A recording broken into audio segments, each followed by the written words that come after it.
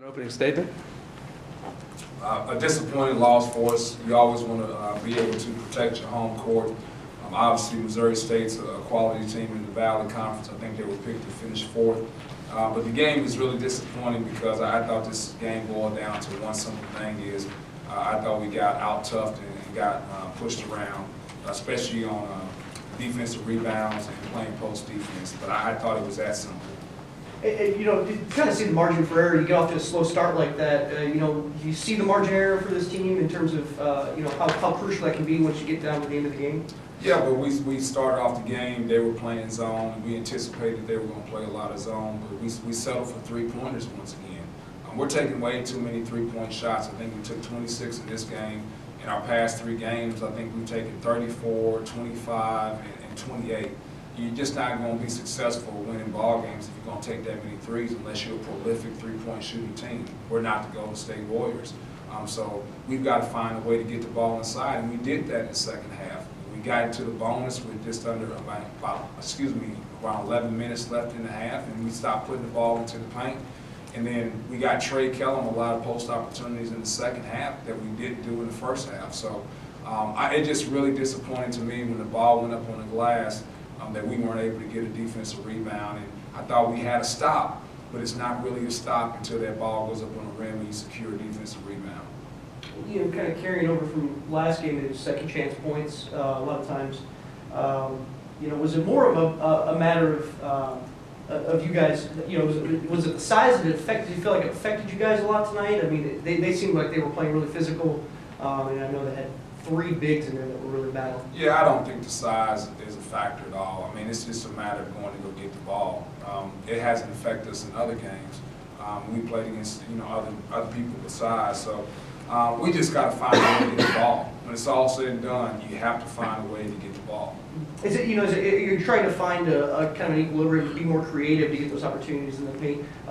Because it almost seemed like a lot of times you were just settling for shots in that first half. Well, no, I don't think you have to be creative at all. I mean, they're playing the zone, just throw the ball inside. And it's that simple because, to me, they got those opportunities, but because they play behind and they threw the ball inside, we don't throw the ball inside, we settle for a 3-point shot. Do you feel like maybe the guys were a little tentative kind of coming out in terms of matching the physicality that they kind of brought? I don't believe so. I didn't think the physicality came into play until the game started going because there really wasn't a lot of opportunities to be physical because we took so many 3-point shots, and I thought we did a pretty good job of keeping the ball out of the paint. You know, this game for us, I mean, I believe they shot maybe like 50-something% in the first half. But for us, you know, we really didn't care about that stat as much because they were just 1 of 4 from the 3-point line. So we wanted to run them off the 3-point line. So we knew that there would be some driving opportunities for them, but we did a really good job in that first half. They shot 25%, but more importantly, they only got off 4 threes for a team that shoots 27 threes a game. And, you know, what was kind of the message at halftime? You guys are down 3, but you're shooting 28%. I mean, you got to be kind of liking your chances a little bit. Yeah, I told them that, you know, this is what, college basketball is about. You got to go in there and you got to kind of grind out a win, so don't get disappointed because we're not scoring. You know, that's not the important thing. The important thing is that we're still where we need to be at without scoring. You guys are kind of able to get back in. I know early on they got the bonus. You got them in the bonus, but really it seemed like trying to was it pressing too much? I mean, it seemed like the fouls just immediately got right back even, and you had no chance to kind of attack at the free throw line. Well, they were the aggressor. Anytime that you're the aggressor, I mean, you're going to have the opportunity to be get fouled. And I just thought that we were the ones. They were hitting first, and we were reacting to the hit. And when it came down to it, they became more aggressive and kept hitting, and we started looking at the referees and officials for help. There is no help in those situations. In terms of kind of some of the one-on-one matchups, you know, what was the challenge there, and what kind of a challenge did I don't know how to say his name, Alonzo Johnson? What did he present to you guys? Yes, Alizé. Alizé. Yeah, he's a really good player. He's a guy I believe is 6'8" that can play on the perimeter and play in the post, and more importantly though, he's an aggressive attacking basketball player. He's always going after the ball, whether on an offensive rebound or sweeping and driving. He's got the ability to make a 3-point shot. So we told him at the halftime, hey, we just got to match his aggressiveness and his intensity. That's the end of the story. Was that Antonius? Was kind of I saw him in a lot of one-on-one situations with him. Yeah, we got different matchups because when you're in transition, we always say matchups don't matter. The important thing is like talking and getting matched up, and we'll worry about like matchups on made shots. But Antonius, I thought, did a pretty good job for the most part. But then when the ball went up on the rim, we didn't do a good job. And Daquan Miller too. 5'10".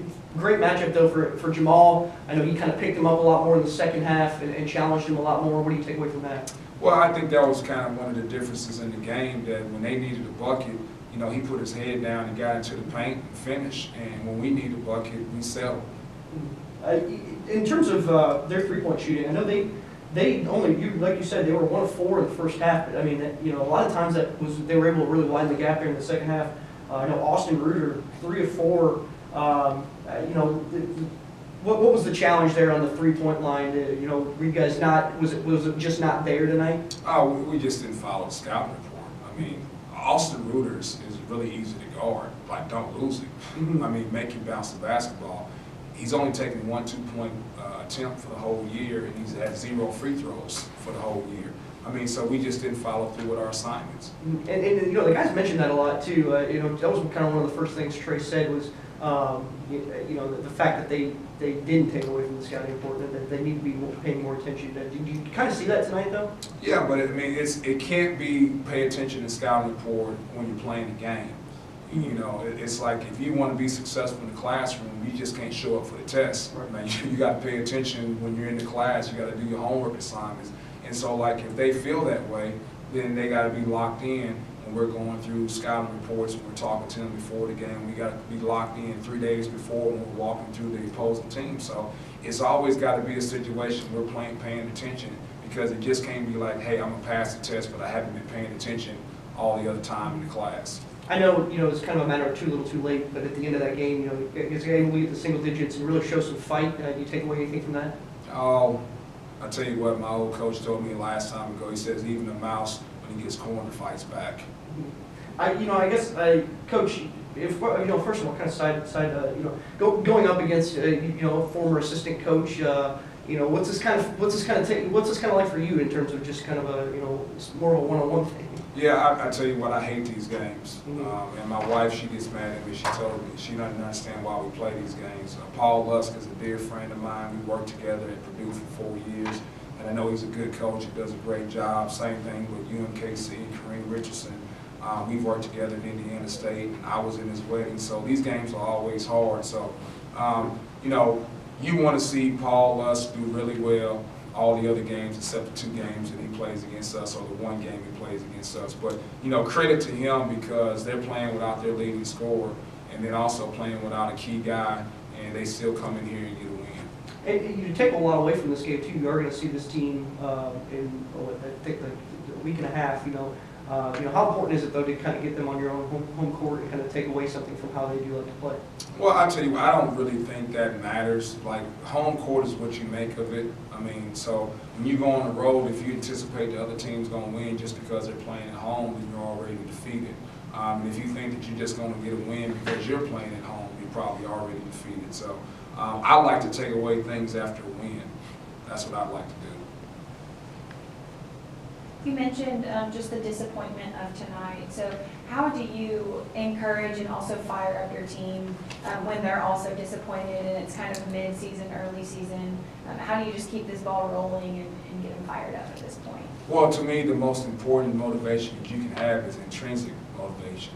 I mean, we want self-motivation. So if I got to be the guy who's a rah-rah and pumping people up and things like that, then that wears off. I mean, so, what we got to do is we got to show them on film opportunities they had to fight and compete and get a loose ball to keep a guy from getting into the post. And then do they take that information and they do something with it, or do they take that information and continue to play the same way? And then what we've got to figure out is, like, who are those guys that's going to fight for us? And so let's play those guys together.